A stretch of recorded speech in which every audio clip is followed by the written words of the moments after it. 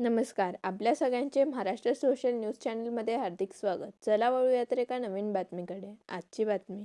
धुळे शहरातील 100 फुटी रोड परिसरात असलेल्या युनिटी सर्कल जवळील एका झोपडपट्टी परिसरात मिसफायरिंगची घटना घडली असून या घटनेत एक 50 वर्षीय मुस्लिम महिला जखमी झाल्याची माहिती समोर आली आहे.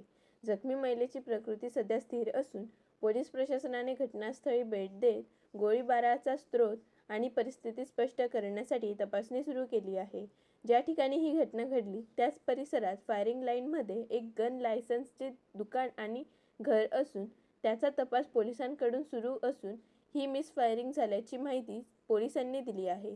या प्रकरणी आरोपी जुबेर मेहमूद पठाण हा गन साफ करत असताना ही मिसफायरिंग झाल्याची माहिती मिळाली असून या ठिकाणी असलेले दुकान सील करण्यात आले आहे.